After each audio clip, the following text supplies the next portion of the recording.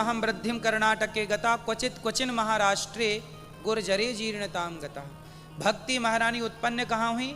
उत्पन्ना द्रवणे साहम, द्रवण देश मतलब हृदय, भक्ति यहाँ उत्पन्न होती है। वृद्धिम कर्णाटके गता, कानों से जब कथा सुनते हैं तो भक्ति महारानी बढ़ती है। क्वचित क्वचिन महाराष्ट्रे, महाराष्ट्र में कहीं कहीं, महाराष्ट्र मतलब इस शरीर से कोई भक्ति करता है, कोई भक्ति नहीं करता।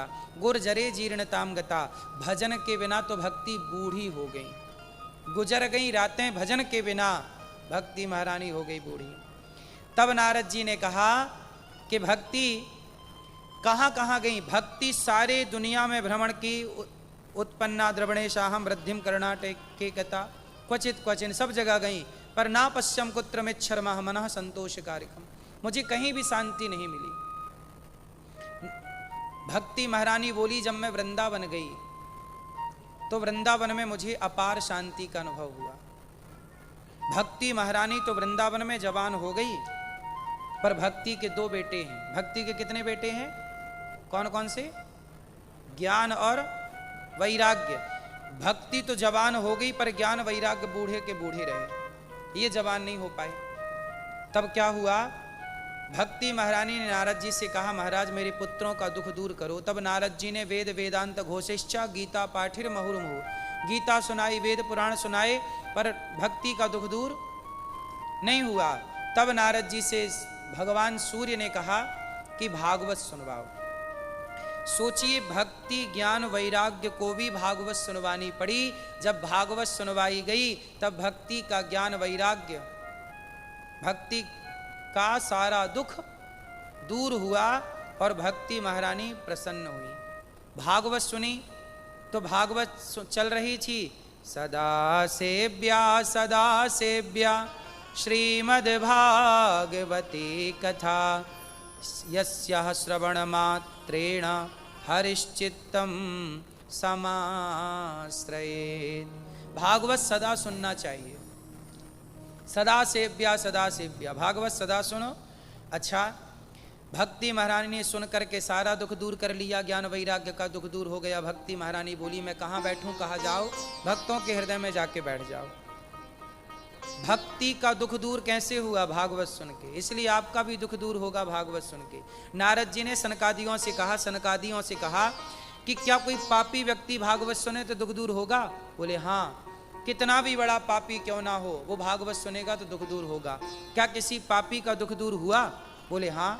तुंगभद्रा नदी के तट पर एक गांव था, उत्तम पुरुष का नाम था, वहाँ एक पंडित जी रहते थे। ये कथा बहुत ध्यान से सुनने की है, ध्यान से सुनिएगा। ये कथा हमारी और आपकी है, कथाएं हमारी और आपकी ही होती हैं। एक पंडित जी थे, आत्मदेव उनका नाम था। आत्मदेवः पुरे तस्मिन् सर्ववेद विशारदः। आत्मदेव नाम के एक ब्राह्मण थे, बड़े ज्ञानी, पर उनके पास ना एक चीज की कमी थी, बेटा नहीं था, पुत्र नहीं था। जिसके बेटा नहीं होता वो बेचारे बड़े परेशान होते हैं कि हमारे बेटा नहीं है, बेटा नहीं है, बेटा नहीं। अच्छा, बेटा होना चाहिए, भगवान करें सबके खूब बेटे हों, 10-10, 20-20 बेटे हों। एक बात बताओ, किसी के बेटा होता है, किसी के नहीं होता? क्यों नहीं होता? किसी के बेटा क्यों नहीं होता? जब सबके हो रहे हैं तो सबके होने चाहिए। ये ईश्वर की क्या लीला है कि किसी को होता है और किसी को नहीं होता। डॉक्टर मना कर देता है कि आपको बच्चा नहीं हो सकता। क्यों? आपको इसका कारण बताऊं। कहते ना, ईश्वर की मर्जी के बिना पत्ता नहीं हिलता। यदि बेटा नहीं हो रहा है और हो रहा है, ये दोनों ईश्वर की मर्जी है। तो एक स्त्री मेरे से पूछी कि गुरुजी बेटा नहीं हो रहा है, डॉक्टर ने मना कर दिया है, तो मैंने कौन सा पाप किया है कि मुझे पुत्र नहीं हो रहा? मैंने कहा, बहन पाप नहीं किया तुमने पाप नहीं किए, तो फिर क्यों नहीं हो रहा मेरे बच्चा? तब मैंने उसे समझाया कि देखो, पुत्र जब आता है तो माँ बाप का ऋण चुकाने आता है। किसके लिए आता है? जिसके ऊपर ऋण था उसको तो बच्चा हो गया ऋण चुकाने के लिए, तुम्हारा ऋण तुम्हारा बच्चा चुकाएगा। पर जिसके सिर पर ऋण था ही नहीं, ईश्वर ने उसे बच्चा नहीं दिया कि भाई तुम्हारे ऊपर कोई ऋण है ही नहीं, तुम्हें क्यों झंझट में डाले। अब लोग कहते हैं कि बेटा नहीं होगा तो महाराज जी हमारा उद्धार कैसे होगा? अरे बेटे से उद्धार होता है क्या? यदि बेटे से उद्धार होता तो मीराबाई का तो फिर उद्धार नहीं हुआ होगा, क्योंकि उनके तो बच्चा नहीं था। क्यों, मीराबाई के कोई बेटा था तो क्या मीराबाई का उद्धार नहीं हुआ होगा? अरे मेरी माँ, बेटे से उद्धार नहीं होता, भगवान की शरण में रहने वाले का, भक्ति करने वाले का उद्धार हो जाता है। और ऐसी भक्ति ना करो तो 10 बेटा पैदा कर लो, उद्धार बेटों से थोड़ी होता है। मीराबाई का कल्याण हुआ कि नहीं? बोलो हाँ। तुलसीदास जी का बेटा था, सूरदास जी का बेटा था, तो इन लोगों का उद्धार नहीं हुआ होगा क्या? इसलिए बेटा मिल जाए बढ़िया है, नहीं मिले तो ईश्वर की कृपा है, हर हाल में प्रसन्न रहो। और बेटा तो यशोदा मैया के भी नहीं है, पर कृष्ण को अपना बेटा माना कि नहीं? जब यशोदा मैया ने कृष्ण को अपना बेटा माना तो आप भी भगवान को अपना बेटा मान लो। कुछ भी जाकी रही भावना जैसी, भगवान से नाता जोड़ लीजिए, भगवान से अपना संबंध जोड़ के प्रसन्न रहिए। एक सज्जन बोले, महाराज जी हमें बेटा नहीं है, हम मरेंगे तो हमारी चिता पे आग कौन लगाएगा? हमने कहा, पागल, आज के युग में तो आदमी मरता है तो बेटा आग नहीं लगाता, मशीन ही राख कर देती है। मशीनों का युग है। अब तो किस युग में जी रहा है जहां बेटों की जरूरत ही नहीं है? एक तरफ से डालो, दूसरी तरफ से राख निकलती है। बोलो हाँ। तो बेटे से आग लेने के लिए कुछ लोग चाहते हैं कि हमारा बेटे होगा तो आग देगा। बेटे से आग लेके क्या करोगे? है ना? बात समझ में आई? इसलिए कहता हूं, बेटा और बेटी में दिल ना लगा के भगवान में मन लगाओ। मान मेरा कहना नहीं तो पछताएगा, मिट्टी का खिलौना मिट्टी में मिल जाएगा।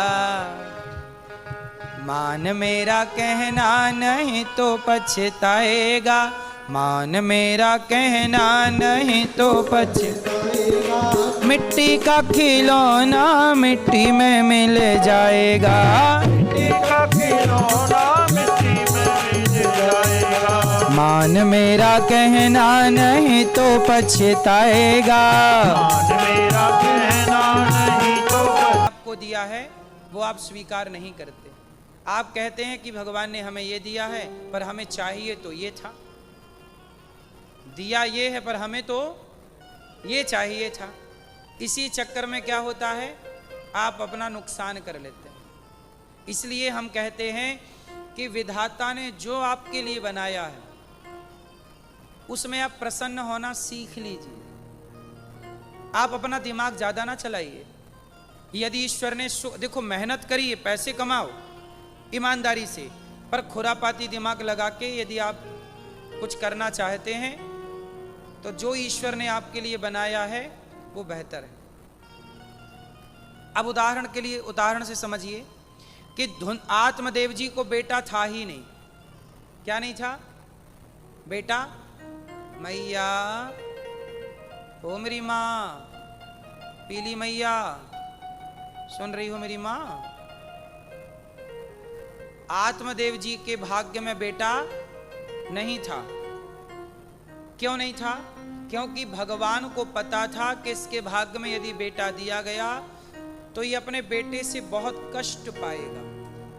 इसलिए परमात्मा ने उनके भाग्य में बेटा दिया ही नहीं। पर आत्मदेव जी ने क्या किया कि ईश्वर को चैलेंज कर दिया। बोले, आपने भले नहीं दिया, पर मैं एक साधु से जिद कर करके कृपा पूर्वक पाऊंगा। और जब पाए तो पाया क्या? धुंधकारी। और धुंधकारी ने ऐसे मार लगाई कि आत्मदेव जी को नानी याद आ गई। क्यों? क्योंकि आपने ईश्वर के विधान में हस्तक्षेप कर दिया। आपने कह दिया मुझे ईश्वर के विधान को मैं स्वीकार नहीं करता। इसलिए आप लोग इस संसार में लोग दुखी क्यों हैं? दुखी होने का कारण बताइए आप लोग। मैया बताओ, लोग दुखी क्यों हैं? उत्तर दो। क्यों दुखी हैं आज? आप बताओ क्यों दुखी हैं लोग? मैया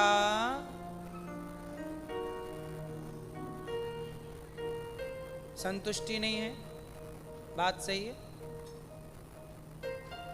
दूसरों की बातों से। पर इससे भी बड़ा एक कारण है, जिस कारण तक ही आप नहीं पहुंच पा रहे हैं। आप आज्ञा करो तो मैं वो कारण बताऊं आपको। देखो, हम सब दुखी इसलिए हैं क्योंकि हमारे लिए ईश्वर ने जो तय किया है, जो बनाया है विधान, हम उसमें प्रसन्न नहीं, संतुष्ट नहीं। उदाहरण, पहला उदाहरण आपने सुना कि आत्मदेव जी को बेटा नहीं था, पर इन्होंने जबरदस्ती बेटा चाह लिया। दुख आया? नहीं था तो उसमें खुश रहते ना। क्यों उंगली करना है ईश्वर के विधान पर? क्यों ईश्वर को चैलेंज करना है? अब दूसरा उदाहरण सुनिए। उदाहरण दूसरा ये है कि माता कैकई के पुत्र को कैकई राजा बनाना चाहती हैं। कैकई का पुत्र कौन? भरत जी। कैकई बोलती हैं कि मेरा बेटा राजा बनेगा, राम राजा नहीं बनेगा। जबकि प्रजा क्या चाहती है? कौन राजा बने? राम। विधि का विधान तो ये कहता है कि राम राजा हो। विधि क्या चाहती है? परमात्मा क्या चाहता है? कौन राजा हो? राम। और राजा विधाता भी यही चाहते हैं, और प्रजा भी यही चाहती है, और दशरथ जी भी यही चाहती है। लेकिन कैकई चाहती है कि नहीं, मैं राम को राजा नहीं बनने दूंगी, मैं भरत को राजा बनाऊंगी। तो ईश्वर ने तो बनाया ही राम को था राजा के लिए, पर ईश्वर के विधान को चैलेंज कर दिया माता कैकई ने। बोला नहीं, मेरा बेटा बनेगा। तो बताओ, चैलेंज किया ईश्वर को तो क्या बेटा राजा बन पाया? बल्कि कैकई का समाज में अपयश हो गया। क्या हो गया? क्या हो गया? इसलिए जो विधाता ने आपके लिए बनाया है उसमें प्रसन्न रहिए। आप ज्यादा दिमाग ना चलाइए। उदाहरण में आज 2025 का दे दूं। यदि 2025 का मैं आज का उदाहरण दूं तो देखिए, दो उदाहरण मैंने शास्त्रों के दे दिए, एक आत्मदेव जी का, एक कैकई मां के, क्योंकि इन दोनों ने विधाता को क्या कर दिया? चैलेंज कर दिया। अब सुनो, हमारे भारत में एक लड़की ने ईश्वर को चैलेंज कर दिया। एक लड़की थी, उसका नाम था सोनम। उसका विवाह हो गया राजा नाम के लड़के से। हो गया ना विवाह? इसका मतलब ये है कि विधाता ये चाहते हैं कि ये तेरा पति है और ये तेरी, अब तुम दोनों कैसे रहो? खुश रहो, हैप्पी रहो। लेकिन उस लड़की ने क्या किया? 1 महीने बाद अपने पति को हनीमून के बहाने ले गई और उसका खून कर दिया और अपने यार के संग रहने लग गई, जिसको वो प्यार करती थी पहले। जिसको आप प्यार करती थी, यदि ईश्वर उसी के संग विवाह करना चाहता तो उसी के संग हो जाता। पर परमात्मा की विधि, परमात्मा ये चाहता है कि तुम्हारे लिए वो लड़का सही नहीं, ये राजा नाम का लड़का था तुम्हारे लिए। वो शादी भी हो गई। मतलब विधि तो ये चाहती है, विधाता परमात्मा प्रकृति ये चाहती है कि आप इस लड़का लड़की के संग खुश रहो। लेकिन उसने क्या किया? ईश्वर को चैलेंज कर दिया। बोले नहीं, आपने मेरे लिए जो लड़का बनाया मैं उसके संग नहीं रहूंगी, मैं अपने खुद ढूंढ के लाऊंगी। और उसने अपने वाले को तो मरवा दिया और उसके संग रहने लग गई।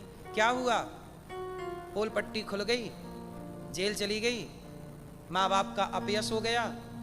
अब उसका लोक परलोक दोनों भी, ईश्वर भी तो जाने के बाद पूछेगा तूने अपने पति की हत्या क्यों कर दी? ये सवाल तो उससे सदा पूछा जाएगा कि तूने अपने पति की हत्या कर दी। अच्छा एक बात बताओ, उस लड़की ने ईश्वर को चैलेंज कर दिया कि नहीं? जब ईश्वर ने आपको राजा नाम का लड़का बनाया, शादी भी हो गई, यदि तुम्हारे प्रेमी से तुम्हारा विवाह होना होता तो पहले ही ना हो जाता? बोलो। इसका मतलब ये हुआ कि हम लोग ईश्वर को चैलेंज करना चाहते हैं और इसी चक्कर में हम लोग क्या करते हैं? परेशान हो जाते हैं। इसलिए कहता हूं कि हमारे लिए ईश्वर ने सुख बनाया है तो सुख में रहो, दुख बनाया है तो दुख में रहो। जैसी माँ है, जैसा बाप है, जैसी पत्नी है, जैसे पति हैं, जैसे पुत्र हैं, जो मिला है उसमें ही अब तुम्हें निभाना है। समझदारी है। यदि आप छोड़ के जाना चाहते हैं तो फिर आप ईश्वर को चैलेंज कर रहे हैं। बेटा कैसा भी हो उसको निभाना ही आपका धर्म है, पत्नी गोरी हो, काली हो, लड़ने वाली हो या प्रेम करने वाली हो, अब जैसी है उसे निभाना ही धर्म है। बोलो हाँ कि ना? यदि आप उसे छोड़ देंगे और दूसरे के संग रहना चाहेंगे तो ईश्वर को क्या हो जाएगा? फिर दुखी होंगे कि नहीं? रावण के लिए मंदोदरी बनी थी। रावण के लिए कौन बना? लेकिन रावण ने भगवान को चैलेंज कर दिया, नहीं मैं मंदोदरी के संग नहीं रहूंगा, सीता को पत्नी बनाऊंगा। कैसे बना सकता भाई? यदि तेरी पत्नी सीता ही बनती तो तेरे से विवाह होता, राम से हो गया, मतलब वो राम के लिए बनी है, तेरे लिए मंदोदरी बनी है। तू अपनी छोड़ के दूसरे को ताक रहा है, तो भैया तूने चैलेंज कर दिया ईश्वर को, और चैलेंज किया तो भोग। बात समझ में आ गई? इसलिए हम लोग इसलिए दुखी हैं क्योंकि परमात्मा के बनाए सिस्टम को फॉलो नहीं करते। आप लोग यहां गाड़ी चलाते हो, यहां वहां गाड़ी कहीं भी घुसा दोगे तो क्या होगा? आपके नंबर कम हो जाएंगे लाइसेंस के। फिर जब आपके लाइसेंस के नंबर कम हो जाते हैं इस देश में गलत गाड़ी चलाने से, तो क्या गलत हरकत, गलत काम करने से ईश्वर तुम्हारे नंबर काट ना लेगा? यहां की गवर्नमेंट से तो डरते हो कि नंबर कम ना हो जाए, अरे उससे भी तो डरो, वो भी तो नंबर काटता है। रावण के सारे नंबर कट गए, पुतले जलने लग गए, जबकि रावण भक्त था महादेव का। सावन का महीना चल रहा है, आप सावन में माटी के शंकर जी बनाते हो, वो रावण तो सही के शंकर जी बुलाता था, शंकर जी आओ अभिषेक करना है। शंकर जी को बिठाता और श्रृंगी से लेता और अभिषेक करता, साक्षात शंकर जी को बुलाता। और कभी लेट हो जाते तो बोलता, भोलेनाथ थोड़ा समय से आया करो। ऐसा रावण था। ब्रह्मा जी उसे द्वार पर वेद पढ़ाने आते और रावण कभी विश्राम करता रहता तो ब्रह्मा जी वेट करते रावण का कि भैया जब जाग जाए तब पढ़ाएंगे। घर पर कोचिंग देने आते ब्रह्मा। उसकी सिंहासन के नीचे शनि महाराज को दबा रखा था। देवता उसके द्वार पर ऐसे दीवारों पे हाथ जोड़े खड़े थे। किसके यहां? रावण के यहां। सामान्य था क्या? बहुत बड़ा भक्त था रावण। शिव तांडव किसने गाया? जटाटवी गलज्ज्वल प्रवाह पावित स्थले गले बलम विलंबिता भुजंग तुंग। अब ऐसा विद्वान रावण, रावण के ग्रंथ आज भी पढ़े जाते हैं, पता आपको? रावण संगीता नाम का ग्रंथ आज भी ज्योतिष में पढ़ा जाता है। रावण बहुत ज्ञानी था, बहुत बड़ा भक्त था, पर क्या कर लिया उसने? अपने चरित्र को बिगाड़ लिया। किसको बिगाड़ लिया? ईश्वर को चैलेंज कर दिया कि जो पत्नी आपने मेरे लिए बनाई है मुझे वो पसंद नहीं है, मैं दूसरी चाहता हूं, ले। ऐसे भक्त रावण का भी समाज ने पुतला जलाया। क्योंकि आप कितने भी बड़े भक्त हो जाएं, पर आप चरित्र से श्रेष्ठ नहीं हैं तो आपकी भक्ति काम ना आएगी। आपका चरित्र यदि महान नहीं है तो आप समाज के लिए आदर्श कभी नहीं बन सकते। इसलिए श्रेष्ठ चरित्र का निर्माण करना हम सबका पहला धर्म है। तो चैलेंज हम किसी भी हाल में ना करें। आत्मदेव जी को उनके पुत्र ने मारा, धुंधली को मारा, धुंधली कुएं में कूद गई। गौकर्ण जी ने तब ज्ञान दिया पिता को, देहे स्थिमांस रुधिरेभिमतिं त्यजत्वं जाया सुतादिषु सदा ममतां विमुञ्च पश्यानिशं जगदिदं क्षणभङ्गनिष्ठं वैराग्यराग्यरसिको भवभक्तिनिष्ठः। गौकर्ण जी को कहा, गौकर्ण जी ने आत्मदेव जी से कहा, आत्मदेव जी कहते हैं कि मेरे पत्नी ने मुझे धोखा दे दिया, मेरे पुत्र ने मुझे धोखा दे दिया। अच्छा ये बताओ, आपको धोखा कौन देता? सबसे बड़ा धोखेबाज कौन है? बोलो। अंकुर, हम खुद। सबसे बड़ा धोखेबाज कौन है? सबसे बड़ा धोखेबाज कौन? सबसे बड़ा धोखेबाज है ये शरीर। एक दिन आपको आपकी पत्नी धोखा देगी, वो अलग विषय है। पुत्र धोखा देगा, परिवार धोखा देगा, माँ बाप अपने धोखा देंगे, वो देंगे कि नहीं वो कन्फर्म नहीं है। लेकिन आपका शरीर एक दिन आपको धोखा जरूर देगा। कैसे धोखा देगा? एक दिन आपका शरीर आपको छोड़ देगा। एक दिन आपका शरीर आपको, बोलो, छोड़ देगा। तो आपको धोखा कौन देगा? अच्छा ये बताओ, ये शरीर आपका है? आपका है? शरीर में वो कौन सा अंग, हिस्सा है जिसे आप कह सकते हैं कि ये मेरा है? शरीर का कौन सा भाग आपका है, बताइए? है? शरीर की बात कर रहे हैं हम, आत्मा की बात ही नहीं कर रहे हैं। शरीर की बात कर रहे हैं। शरीर में कोई अंग ऐसा है जो आपका है? आप बताओ। शरीर ही आपका नहीं है। एक दिन ये होगा कि आपका शरीर पड़ा होगा और आप इस पड़े हुए शरीर को छोड़कर चले गए होंगे। लोग इस शरीर को ले जाके जला रहे होंगे। अब बताइए, जब शरीर ही अपना नहीं हुआ तो शरीर से बने रिश्ते नाते अपने कैसे होंगे? हम इस गलत फहमी में रहते हैं कि ये हमारा है, ये हमारा है। लेकिन गोकर्ण जी आत्मदेव जी को यही समझाते हैं कि पिताजी, जब ये शरीर अपना नहीं हो सका तो शरीर से संबंध रखने वाले लोग अपने कैसे होंगे? ये शरीर हमारा खुद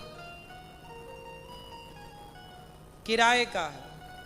जिंदगी एक किराए का घर है, एक न एक दिन बदलना पड़ेगा। ये किराए का है। गोकर्ण जी की बात सुन के आत्मदेव जी मन हटाते हैं और सेवा कथा रसमहो नितराम पिबत्वम, सेवा कथा में मन लगाकर अपने जीवन को कृतार्थ करते हैं। धुंधकारी मर गया तो प्रेत बना। देखो आज धुंधकारी अपने माँ बाप को मारता है, ऐसे ही कुछ बच्चे अपने माँ बाप को ऐसे सताते हैं कि अपने माँ को निकाल निकाल के वृद्धाश्रम भेजते हैं। वृंदावन में गौरी गोपाल आश्रम है जहाँ से ये दास अनिरुद्ध आया है। गौरी गोपाल आश्रम में 309 वृद्ध माताएं रहती हैं। ये वही माएँ हैं जिनको उनके अपने बेटों ने घर से निकाल दिया। बेटों ने क्यों निकाल दिया? क्योंकि बेटा माँ से कुछ पैसे चाहता था, दौलत चाहता था, माँ के पास कुछ था नहीं। तो बेटे ने कहा कि अब तुम्हारे पास कुछ नहीं, हम तुम्हारी सेवा क्यों करें? तो माँ को निकाल दिया। वो माँ दर दर की ठोकर खाती खाती वृंदावन में जब गौरी गोपाल आश्रम ये दास अनिरुद्ध के पास आई, तब ये दास ने ऐसी 309 माताओं को रखकर उनका बेटा बनकर आज वहाँ पर माताएं रहती हैं। उनका खाना पीना रहना सब निःशुल्क। ऐसी माताओं की सेवा गौरी गोपाल आश्रम में होती है। आप में से कोई कभी आया वृंदावन गौरी गोपाल? आप लोग आए? आप लोगों ने देखा वृंदावन गौरी गोपाल को? गौरी गोपाल आश्रम में माताओं के सिवा यहां पर अखंड रसोई चलती है। लंगर, कितने भी भक्त आओ सबको पेट भर भोजन मिलता है। ये गौरी गोपाल आश्रम में आप देख रहे हैं हजारों भक्त, कितने भी लोग आओ। अभी हम यहाँ बैठे हैं ऑस्ट्रेलिया में, तो भी वृंदावन में अभी लंगर चल रहा है। पर डे 30,000 लोग भोजन करते हैं। पर डे कितने लोग भोजन करते हैं? 30,000 लोग भोजन करते हैं। और निःशुल्क दाल चावल सब्जी रोटी का लंगर चलता रहता है, 24 घंटे चलता है, दिन रात। वृंदावन में जितने साधु संत हैं सबको भोजन बंटता है। आप भी भोजन बंटवा सकते हैं कि आपकी सेवा भी संतों तक पहुंचे। जो फुटपाथ पर साधु संत रहते हैं वो सारे गौरी गोपाल में आके भोजन प्रसादी पाते हैं और आप सबके सहयोग से वहाँ पर संतों को भोजन मिलता है। एक दिन का भोजन आप भी बंटवा सकते हैं कि आज की अन्न क्षेत्र की सेवा हमारी तरफ से। आप भी अपना नाम लिखा सकते हैं, आप भी रसोई बंटवा सकते हैं, आप भी वहाँ चल रही सेवाओं से अपने आप को जोड़ सकते हैं। गौरी गोपाल गुरुकुल चलता है जहाँ 150 बच्चे पढ़ते हैं। कितने बच्चे? 150, 150 बच्चे पढ़ते हैं और सारे बच्चों का वहाँ रहना खाना पढ़ना लिखना गुरुकुल में निःशुल्क है। ये दास उन सब बच्चों की सेवा करता है। तो वहाँ 150 बच्चों की शिक्षा आप सबके द्वारा होती है। तो आप भी उन बच्चों के माँ बाप बनकर, उनके अपने बनकर सहयोगी बने। गौरी गोपाल गौशाला है, 400 गैया हैं, गौ माता की सेवा होती है। और अभी मेरे मन में एक बात और आई कि मैं एक ऐसा स्कूल बनाऊं कक्षा 1 से लेकर 12वीं तक, जहां शिक्षा तो मिलेगी CBSE बोर्ड की बच्चों को, पर शिक्षा के संग संस्कार हों, और ये शिक्षा समाज में फ्री होनी चाहिए। तो एक बच्चों के लिए स्कूल बनाने का प्लान है, जहां लगभग 5-7 हज़ार बच्चे पढ़ेंगे, लड़के पढ़ेंगे, लड़कियां पढ़ेंगी, CBSE बोर्ड का होगा, और वहाँ संस्कार होंगे। शिक्षा तो है, संस्कार की जरूरत है। तो ये सारा सब आप सबके सहयोग से कार्य होता है। आपका भी मन हो तो आप भी इस कार्य से जुड़ें। गोकर्ण जी महाराज ने अपने पिता को भागवत सुनवाई और उनका उद्धार किया। धुंधकारी ने माँ को मारा, माँ कुएं में कूद के आत्महत्या करती है। 5 वैश्याओं को धुंधकारी ने रखा और 5ओं ने धुंधकारी का गला दबा के जलते अंगार डाल दिए। धुंधकारी के कारण उनकी पत्नियों के कारण धुंधकारी मर गया। धुंधकारी मर के क्या बना? प्रेत। क्या बना मैया? जो अपने माँ बाप की सेवा नहीं करता वो क्या बनता है? प्रेत, भूत। और जो स्त्रियां सास ससुर की सेवा नहीं करती वो क्या बनती हैं?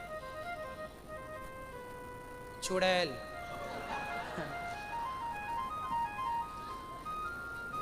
पुरुष क्या बनता है? भूत।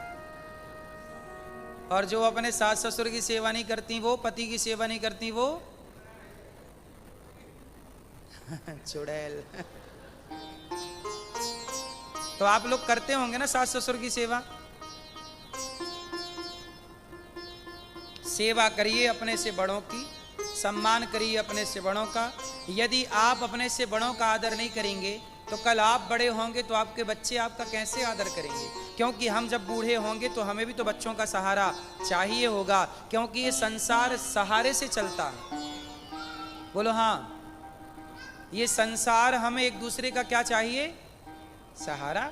यदि हम इंसान हो के इंसानों के काम नहीं आए तो फिर किसके काम आएंगे? अपनों के काम नहीं आए, अपने माँ के काम, अपने बाप के काम, अपने सास के काम, अपने ससुर के, अपनों के काम नहीं आएंगे तो भला हम किसके काम आएंगे?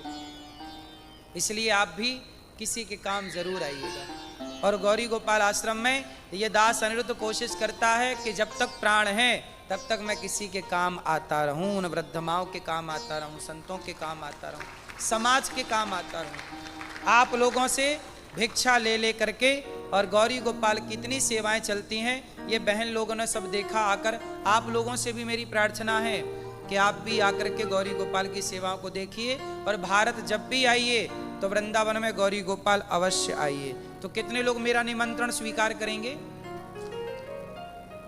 मैया, ओ पंचायती मैया, है गई पंचायत? आओगी ना मेरी माँ? आना।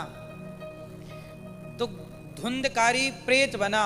तब प्रेत धुंधकारी जब बना तो उनके भैया गोकर्ण जी ने प्रेत योनि से उन्हें क्या करवाया? मुक्त किया। क्या सुनवाकर? भागवत सुनवाकर। जो भागवत सुनता है, गोकर्ण जी ने भागवत सुनाई। पहले दिन की कथा धुंधकारी ने सुनी तो बांस की ग्रंथि पे आके बैठा, बांस की पहली गांठ खुल गई। दूसरे दिन की कथा में धुंधकारी प्रेत था ना, तो बांस की दूसरी ग्रंथि में आके बैठा, दूसरी ग्रंथि खुल गई। तीसरे दिन की कथा में, 7 दिन की कथा में अज्ञान की सारी ग्रंथियां खुल गईं। धुंधकारी एक सुंदर शरीर पाकर भागवत सुनने के कारण एक विमान पर बैठ के जाने लगा। गोकर्ण जी ने रोका कि धुंधकारी तुम कौन हो, पहले अपना परिचय दो। तब कहा कि मैं प्रेत बना भटक रहा था, पर भागवत सुना तो मुझे प्रेत योनि से भागवत जी ने मुक्ति दिला दी। ये भागवत जी की महिमा है। इसलिए भागवत जरूर सुनना चाहिए। और धुंधकारी प्रेत योनि से भागवत सुन करके परम गति को प्राप्त हुआ, सदगति को प्राप्त हुआ। इसके बाद सनकादियों के मध्य भगवान प्रकट हुए, सनकादियों को दर्शन दिया, श्रोता वक्ता का निरूपण हुआ। श्रोता कैसे हो? आप बहुत अच्छे श्रोता हैं जो प्रेम से कथा सुन रहे हैं, और वक्ता कथा सुनाने वाला जो विरक्तो वैष्णवो विप्रो वेद शास्त्र विशुद्धिकृत दृष्टांत कुशलो धीरो वक्ता कार्योति निष्प्रहा। वक्ता कैसा हो? कथा सुनाने में, दृष्टांत देने में कुशल हो। श्रोता कैसे हो? कथा सुने और उसे धारण करें। ऐसे श्रोता वक्ता का निरूपण हुआ। सनकादियों के मध्य भगवान दर्शन दे के परम धाम को गए। जन्माद्यस्य यतोऽन्वयादितरतस् चार्थे स्वभिज्ञः स्वराट् तेने ब्रह्म हृदय आदि कवये मुह्यन्ति यत्सूरयः। तेजो वारि मृदां यथा विनिमयो यत्र त्रिसर्गो मृषा धाम्ना स्वेन सदा निरस्तकुहकं सत्यं परं धीमहि।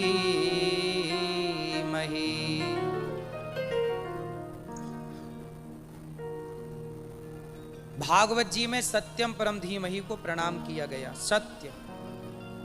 अच्छा, भगवान भागवत जी में सबसे पहले धर्म की बात कही गई है। धर्म किसे कहते हैं? भगवान के अवतार कितने हैं? धर्म किसे कहते हैं? भगवान ने लीलाएं क्यों की? ये सवाल से भागवत जी की शुरुआत होती है। आओ प्रारंभ करते हैं भागवत जी के उन प्रसंगों को जिन प्रसंगों से भागवत जी शुरू हुई।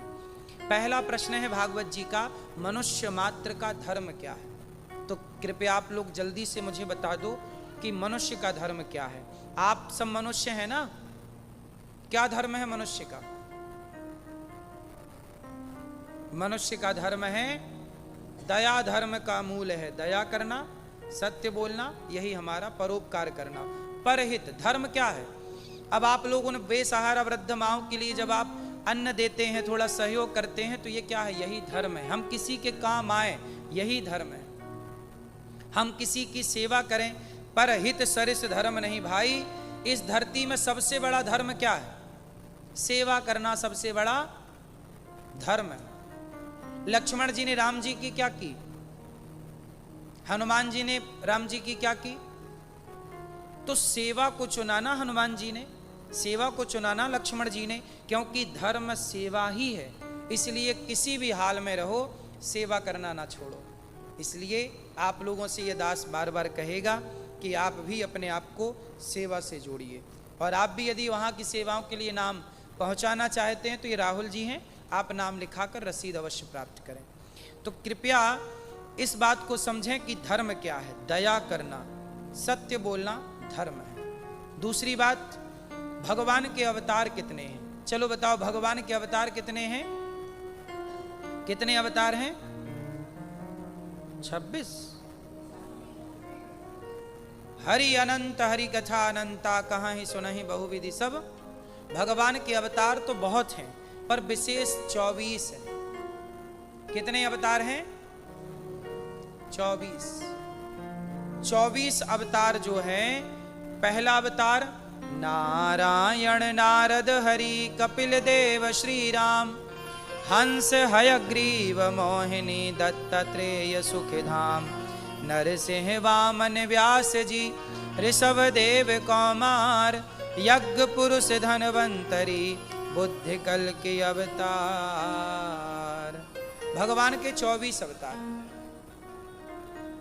24 अवतार क्यों? क्योंकि भगवान की जरूरत थी। अच्छा, भगवान एक अवतार ही लेते। एक सज्जन हमसे बोले कि हमारे भगवान तो नहीं अवतार लेते बार बार, तुम्हारे भगवान अवतार लेते हैं बार बार, क्यों? हमने कहा भाई हमारे भगवान भक्तों से बहुत प्यार करते हैं, तो भक्तों के लिए बार बार अवतार लेते हैं। अच्छा ये बताओ, भगवान ने 24 अवतार क्यों लिए? पहले तो आप ये क्लियर करो कि किन्होंने 24 अवतार लिए। भगवान के कितने अवतार हैं? 24। किन के 24 अवतार हैं आप बताइए। हाँ, कन्फर्म रहे, आप क्लियर रहें, कंफ्यूजन ना हो। भैया किसके 24 अवतार हैं? भैया आप हाँ, भगवान श्रीमन नारायण के, नारायण कहो, विष्णु कहो, हरि कहो, राम कहो, कृष्ण कहो, सबका मतलब एक है। तो भगवान नारायण के 24 अवतार हैं। कौन कौन से? उन 24 अवतारों की क्या जरूरत थी? अब आओ हम आपको ये कथा बताएं कि 24 अवतार क्यों लेना पड़ा। तो शुरुआत करते हैं सतयुग की। सतयुग में भगवान ने अवतार लिए कौन कौन से? सतयुग में सबसे पहला अवतार हुआ, सबसे पहला जो अवतार है वो सनकादि, सनक, सनंदन, सनातन, सनत कुमार। फिर दूसरा अवतार है वाराह। जब पृथ्वी पानी में छिपा दी हिरण्याक्ष ने, तो पृथ्वी को स्थापित करने के लिए किसका अवतार हुआ? वाराह भगवान। अच्छा ये बताओ, वाराह भगवान जो कर सकते थे, क्या वो काम भगवान राम कर सकते थे? चलो और आगे चलो। एक प्रहलाद जी नाम के भक्त हुए, उनके लिए भगवान ने एक अलग अवतार लिया। क्या नाम था उस अवतार का? नरसिंह भगवान। अच्छा ये बताओ, नरसिंह बनने की क्या जरूरत थी? राम ही आ जाते प्रहलाद के लिए। 24 अवतार की क्या जरूरत थी? एक ही अवतार से काम हो जाता ना। अच्छा ये बताओ, राम आ जाते प्रहलाद के सामने, तो क्या हिरण्यकश्यप मरता? क्यों नहीं मरता? क्योंकि उसने ब्रह्मा जी से वरदान ही मांगा था कि मैं मनुष्य से ना मरूं, देवता से ना मरूं, ब्रह्मा के बनाए किसी व्यक्ति से ना मरूं। ना दिन को मरूं, ना रात को मरूं, ना अस्त्र से मरूं, ना शस्त्र से मरूं, ना भीतर मरूं, ना बाहर मरूं, ना 12 महीने में किसी एक महीने में मरूं। तब भगवान को अलग डिजाइन करना पड़ा उसके लिए अपने आप को। तो क्या बने? नरसिंह। आधा सिंह और आधा, है ना, सिर हो गया सिंह का और शरीर हो गया नर का, तो नर सिंह, नर सिंह। तो ना वो नर है ना वो, और वो नरसिंह है। हिरण्यकश्यपु की चतुराई चली नहीं, हार दिए नाखून से। बोले ना मैं अंदर मरूं ना बाहर, भगवान बोले देहरी में बैठा हूं। बोले ना मैं आकाश में मरूं ना पाताल, भगवान बोले गोद में लिए बैठा हूं। बोले अस्त्र से मरूं ना शस्त्र से, भगवान बोले नाखून मैंने फैशन में थोड़ी बढ़ाए तेरे लिए। बोले ब्रह्मा के बनाए 12 महीने में किसी महीने नहीं मरूं, भगवान बोले पंचांग देखता कि नहीं, ये 13वां महीना चल रहा है, पुरुषोत्तम महीना। बोले ब्रह्मा के बनाए किसी व्यक्ति से नहीं मरूं, भगवान बोले मैं ब्रह्मा मुझे नहीं बनाते, बता ब्रह्मा ने मेरे जैसा कोई दूसरा बनाया? मैं ब्रह्मा को बनाता हूं। फिर अब सोचिए, भगवान को नरसिंह अवतार लेना पड़ा भक्त प्रहलाद के लिए। वहां राम अवतार लेके आ जाते तो काम ना चलता, कृष्ण अवतार लेके आ जाते काम ना चलता। बोलो हाँ, वहां नरसिंह ही चाहिए, इसलिए अवतार नरसिंह, भगवान नारायण को नरसिंह बनना पड़ा। अच्छा अब दूसरी बात सुनो। एक राजा था, उसने 99 यज्ञ कर लिए बलि। तो बलि बोला कि मैं इंद्र बनूंगा, तो इंद्र को पद 99 यज्ञ के बाद 100वें यज्ञ को रोकने के लिए उन्हें क्या बनना पड़ा? वामन। क्या बनना पड़ा? वामन अवतार होके गए और राजा बलि से 3 पग भूमि दान में मांग ली। अब बताओ, क्या यहां पर राम अवतार से काम हो जाता? राम तो भिक्षा नहीं मांग सकते थे ना, क्षत्रिय थे। कृष्ण भी भिक्षा नहीं मांग सकते, तो क्या बनना पड़ा? वामन। तो जहां जिस अवतार की जरूरत पड़ी वहां भगवान ने वो अवतार। अब एक बार क्या हुआ, समुद्र मंथन हुआ तो देवताओं ने अमृत को हड़प लिया। क्या ले लिया? अब अमृत देना। तब भगवान को क्या स्त्री बन के आना पड़ा, मोहिनी। और मोहिनी बन के देवताओं को लुभाए और देवताओं से, वो राक्षसों को लुभाया, अमृत लिया और देवताओं को पिलाया। ये राक्षस अमर हो जाते तो ना जाने क्या उत्पात मचाते। तो भगवान को स्त्री बनना पड़ा। बात समझ में आई कि नहीं आपके? तो जहां जिस अवतार की जरूरत थी भगवान ने वहां पर वो अवतार। इस तरह से 24 अवतार हुए। वैसे अवतार तो और भी हैं भाई। नरसी जी का मायरा भरने भी तो भगवान आए, नानी बाई का। उस अवतार की यहाँ पे 24 में गिनती नहीं। ऐसे तमाम अवतार हैं, पर जो मुख्य अवतार हैं 24 हैं। इन 24 अवतारों में वेद व्यास जी ने सब अवतारों को प्रणाम किया। और एक दिन व्यास जी महाराज उदास बैठे, वेद व्यास जी। तो नारद जी आए, क्यों उदास हो? बोले क्या बताएं, 24 अवतारों का वर्णन कर चुका, 17 पुराण लिख चुका, पर शांति नहीं मिल रही। तब नारद जी ने कहा भागवत लिखो। जब भागवत की रचना की तब वेद व्यास जी को शांति का अनुभव हुआ। क्या हुआ? शांति का। अच्छा, महाभारत भागवत जी को कहां से शुरू किया व्यास जी ने? नारद जी बोले मैं पिछले जन्म में दासी। ये नारद जी पिछले जन्म में कौन थे? दासी के पुत्र थे। कौन थे ये दासी? दासी पुत्र। तो दासी पुत्र थे, पर सत्संग किया, संतों का संग किया, इससे क्या हुआ, इससे क्या हुआ, इससे हुआ ये कि दासी पुत्र से नारद जी क्या बन गए, ब्रह्मा पुत्र।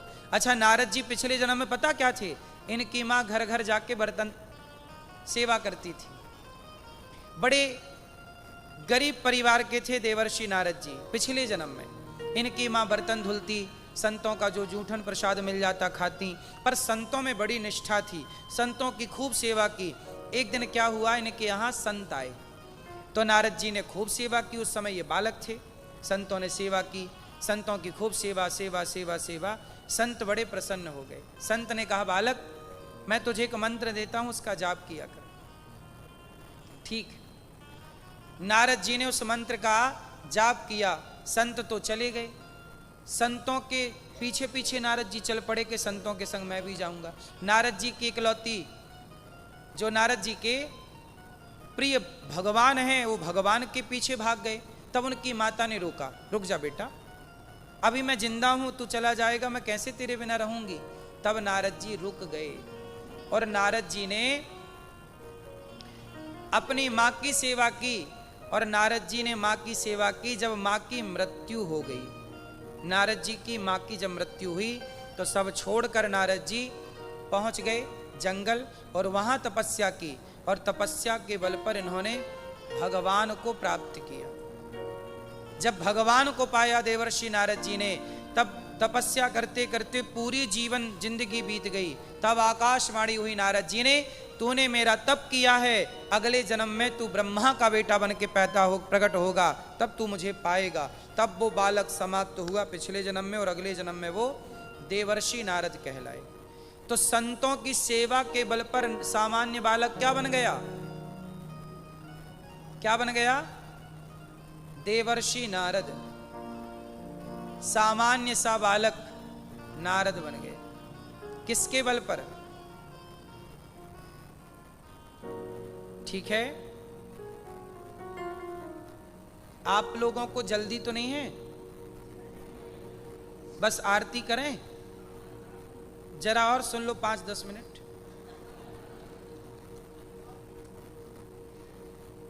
आप लेट ना हो जाएं, बात सही है, आप बहुत दूर दूर से। अच्छा, एक काम करें, आप लोगों के लिए एक छोटा सा काम दे दूं। कल आप लोगों ने अपने पड़ोसियों को, जो आपके जानकार, उनको बोलना कि चलो कथा हो रही है, आप आना, औरों को भी लेके आना।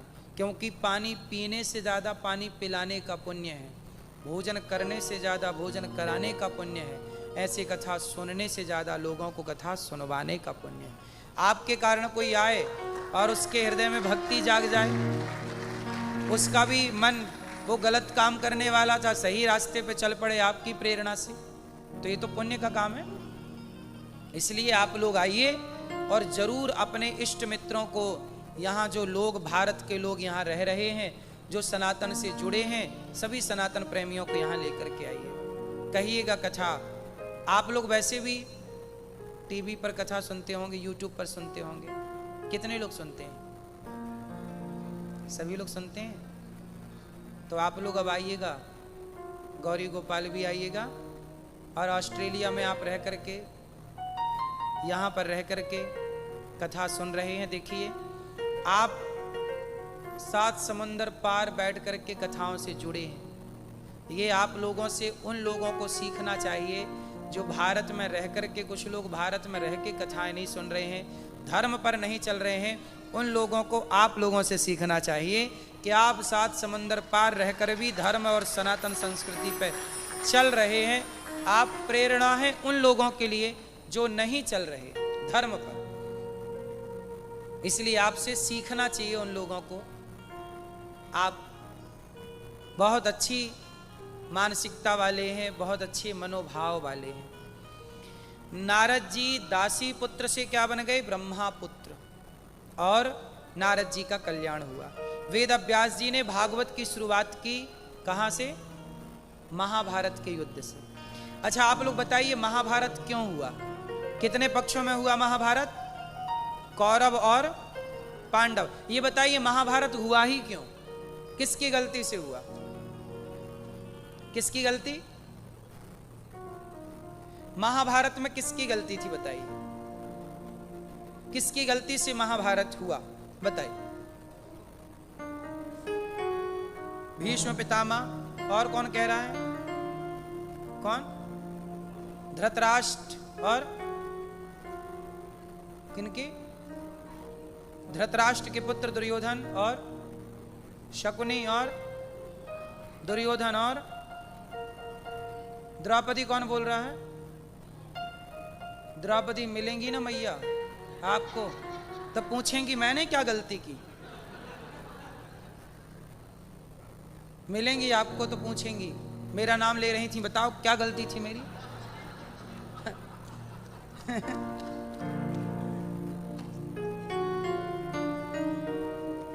सोचिए, घटना द्वापर की है, पर आज कलयुग में भी लोग द्रौपदी को जिम्मेदार ठहराते हैं कुछ लोग, जबकि वैसे गलती आप लोगों की नहीं, आप लोगों ने सुना ही ऐसे है। गलती द्रौपदी की नहीं थी। आप लोग क्या कहते हैं कि द्रौपदी ने बोला कि अंधों के अंधे होते हैं, जबकि महाभारत में ऐसा कहीं नहीं लिखा कि द्रौपदी ने ऐसा कहा। द्रौपदी ने ऐसा कहा ही नहीं। ऐसा तो मूवियों में, सीरियलों में बताया गया और आपको लगा कि ये सही है। द्रौपदी ने ऐसा कहीं नहीं बोला दुर्योधन को, जब वो गिरा पानी में तो बोला जाता ना कि अंधों के अंधे होते हैं, ऐसा नहीं बोला। द्रौपदी के कारण महाभारत कैसे हुआ? बेचारी के तो कपड़े उतार लिए गए। चलो, द्रौपदी ने एक तो बोला नहीं था कि अंधों के अंधे होते हैं, फिर भी भरी सभा में द्रौपदी का अपमान किया, तो द्रौपदी का अपमान कर तो लिया। क्यों किया? द्रौपदी की साड़ी क्यों उतारी गई? द्रौपदी की क्या गलती थी? चलो, क्या हंसना, क्या बोलना इतना गलत है कि आप भरी सभा में उन्हें निर्वस्त्र करें? एक तो बोला नहीं द्रौपदी ने, चलो थोड़ी देर के लिए मान भी लेते हैं कि यदि बोला तो इसका अर्थ ये तो नहीं कि इसका दंड ये मिले कि हमें सभा में निर्वस्त्र किया जाए। क्यों? इसका मतलब है कि द्रौपदी की गलती नहीं थी। द्रौपदी का नाम इसलिए आप लोग बोलते हैं क्योंकि आप लोगों ने सुना, इसमें आपकी कोई गलती नहीं है। जब द्रौपदी आपको मिलेंगी तो आप ऐसा बोल देना कि बहन मेरी कोई गलती नहीं है, मैंने ऐसा सुना था, वो सीरियल बनाने वालों ने ऐसी बनाया था, हमने सुन लिया। तब द्रौपदी बोलेंगे अच्छा ठीक है जाओ। सुनो, जो मुख्य धारा है महाभारत किसकी गलती से हुआ, आओ वो सुनते हैं। पूरा महाभारत एक व्यक्ति, गलतियां बहुत लोगों की, मैं सबके नाम बताऊं, पर जो मुख्य हैं वो हैं धृतराष्ट्र। क्यों? धृतराष्ट्र है राजा, और गलती राजा की ही मानी जाएगी। और धृतराष्ट्र के सामने द्रौपदी की साड़ी उतर रही थी, तो क्या राजा को रोकना नहीं चाहिए था कि बेटा ये गलत हो रहा प्रजा के साथ? पर द्रौपदी के लिए एक आवाज ना लगाई धृतराष्ट्र ने। मेरा बेटा कपड़े उतार रहा तो सही है, मतलब राजा का बेटा है तो कुछ भी करेगा। द्रौपदी के अपमान को देखते रहे। याद रखिएगा, जब राजा धृतराष्ट्र जैसा अंधा हो जाए कि सत्य को देख कर भी ना देखना चाहे, तब महाभारत का निर्माण होता है। तब महाभारत होता है जब राजा अंधा हो जाए। दूसरा कारण भीष्म पितामह जैसे लोग चुपचाप बैठना सीख जाएं। इसलिए कहता हूं, जहां बोलने की जरूरत हो वहां जरूर बोलिए, जहां बोलने की जरूरत नहीं है वहां मत बोलिए। पितामह को बोलना था पर नहीं बोले तो महाभारत हो गया। इसलिए बोला करिए यदि आपको लग रहा कि ये गलत है। कई बार आपकी बहू के साथ गलत होता है, वो गलत करने वाला आपका बेटा होता है, पर आपको लगता मेरा बेटा है, तो आप बहू का साथ नहीं देती हो। बोलना चाहिए। महाभारत की स्थितियां हर घर में तो निर्मित है ना, क्योंकि पितामह तब भी चुप थे। आज के घर के भी बूढ़े चुप रहते हैं। अच्छा एक बात बताइए, बेटे का साथ देना चाहिए कि बहू का? जोर से। सास ससुर को किसका साथ देना चाहिए, बेटे का कि बहू का? जोर से। क्यों? क्योंकि बेटा तुम्हें पानी ना देगा, पानी देगी तो बहू ही पानी देगी। ख्याल रखेगा तो बेटा ना रखेगा, ख्याल रखेगी तो। इसलिए बहुओं से बना के चलो, बहुओं से बना के चलो। धृतराष्ट्र गलती किए, पितामह ने गलती की, चुप रहे, महाभारत। तीसरी गलती दानवीर कर्ण की। गलती किसकी थी? दानवीर। क्यों? क्योंकि कर्ण का मित्र था दुर्योधन।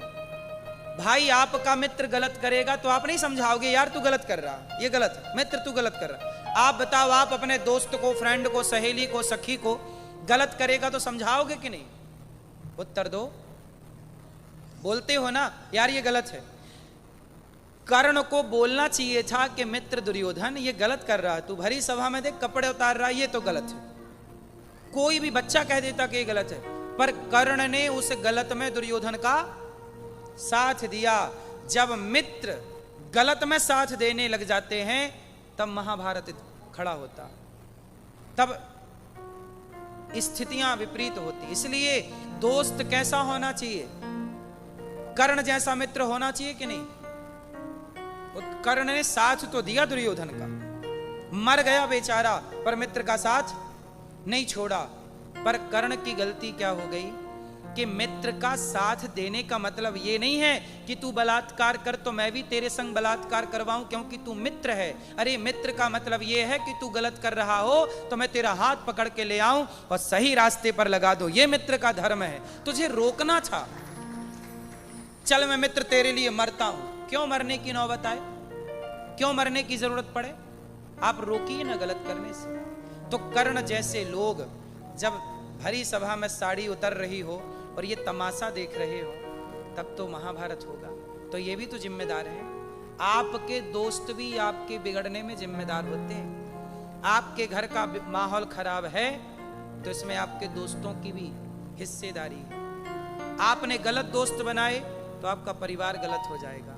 इसलिए पूरे महाभारत में ये महाभारत हमारे लिए आंख खोलने के लिए है कि हम कभी भी हमारा मित्र कर्ण जैसा कदापि ना हो, हमारा बाप धृतराष्ट्र जैसा ना हो, हमारे बुजुर्ग पितामह भीष्म जैसे चुप्पी साध के बैठने वाले ना हो, और हमारी माँ गांधारी जैसी ना हो जो आंखों में पट्टी बांध के चलती हो। समझ में आई? और बेटा दुर्योधन जैसा ना हो। इसलिए हमारे जीवन में कहां गलतियां हो रही हैं, हम उन गलतियों को सुधारें। और महाभारत बहुत बड़ी सीख है, उस सीख को हम जीवन में उतारें और आगे चलें। तो महाभारत से हम क्या सीख सकते हैं? सीख नंबर एक कि हम सदा, दुर्योधन गलत था पर कृष्ण ने किसका साथ दिया? पांडवों का, क्योंकि पांडव सही थे। आप कितने भी गलत हो और कितना भी पावरफुल व्यक्ति हो, पर भगवान जब भी साथ देंगे तो धर्म का साथ देंगे, सत्य का साथ देंगे। इसलिए आप धर्म के पक्ष में रहें, धर्म और सत्य के पक्ष में रहें। यही महाभारत सिखाता है।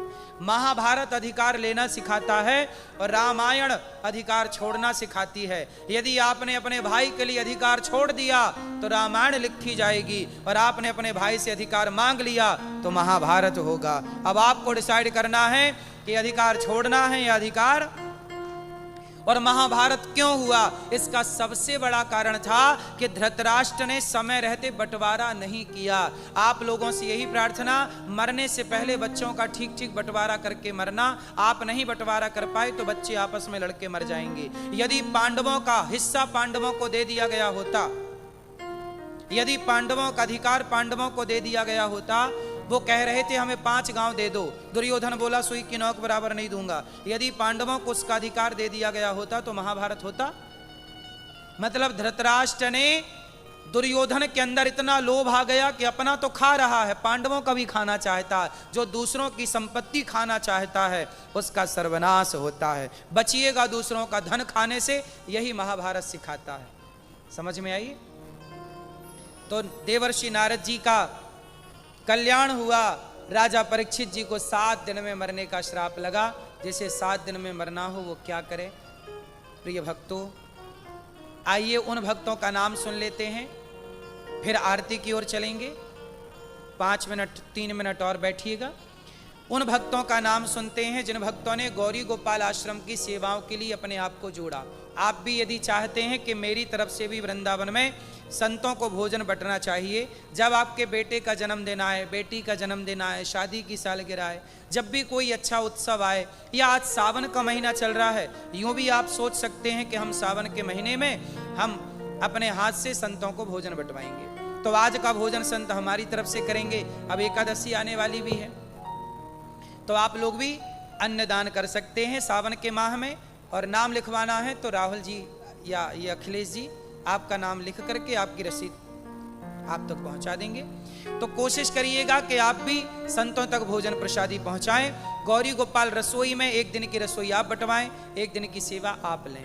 गौरी गोपाल आश्रम में जो वृद्ध माताएं रहती हैं, एक माँ को आप गोद लें। माँओं के लिए आप एक कमरा बनवा के दे सकते हैं कि हमारी तरफ से माताओं को कमरा, एक कमरे की छत, या माँ को रोटी का सहयोग कर सकते हैं। एक वृद्ध माँ को हम गोद लेंगे, अडॉप्ट करेंगे कि हम जीवन भर एक माँ का ख्याल रखेंगे।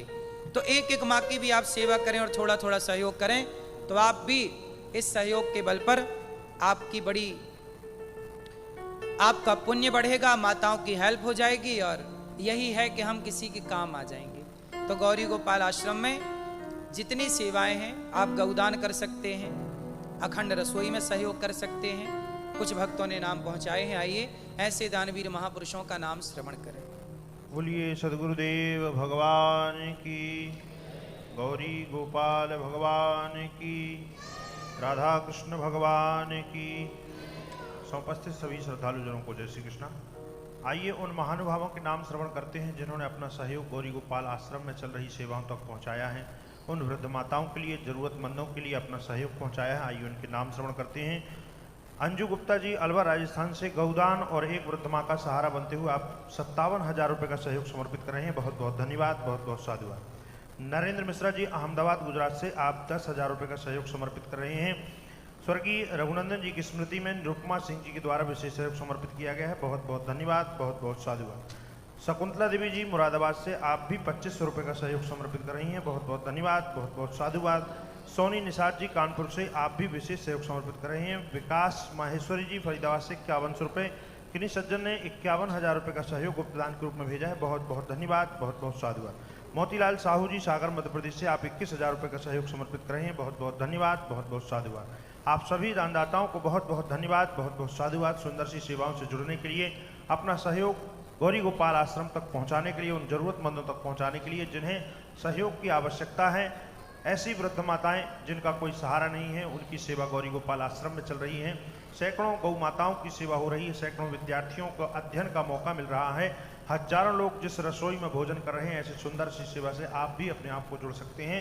संस्था के अकाउंट नंबर टीवी स्क्रीन पर दिख रहे हैं। आप अपना सहयोग समर्पित करते हुए मोबाइल नंबरों में संपर्क कर आप अपना नाम दर्ज करा सकते हैं। जो महानुभाव यहाँ उपस्थित हैं, आप भी यदि सहयोग के हाथ आगे बढ़ाना चाहते हैं, आप भी संपर्क कर सकते हैं। आइए इसी क्रम के साथ चलते हैं पूज्य श्री महाराज जी के चरणों में। जय श्री कृष्णा, जय श्री राधे। राजा परीक्षित जी ने सुखदेव भगवान से कहा, परीक्षित जी को 7 दिन में मरने का श्राप लगा। शुकताल पर बैठे हैं, सुखदेव जी से कह रहे हैं 7 दिन में जिसे मरना हो वो क्या करे। तो 7 दिन में जिसे मरना हो वो क्या करे, आगे की चर्चा हम कल आपको सुनवाएंगे। जैसे 7 दिन में मरना हो वो क्या करे, आगे की चर्चा कल आके सुनिए। सबको लाइए, आओ एक बार झूम के और फिर आरती उतारते हैं। सभी लोग एक बार झूम लीजिए, फिर आरती की ओर चलेंगे। राधे राधे जपा करो, कृष्ण नाम रस पिया करो।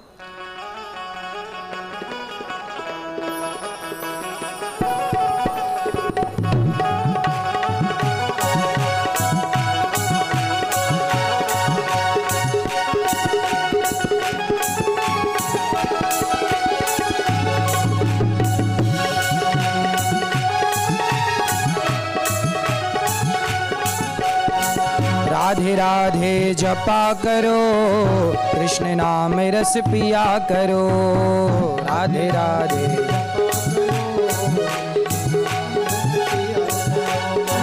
राधे राधे जपा करो, कृष्ण नाम रस पिया करो। राधे राधे जपा करो, कृष्ण नाम रस पिया करो। राधे राधे राधे राधे राधे राधे जपा करो, कृष्ण नाम रस पिया करो, राधे राधे जपा करो,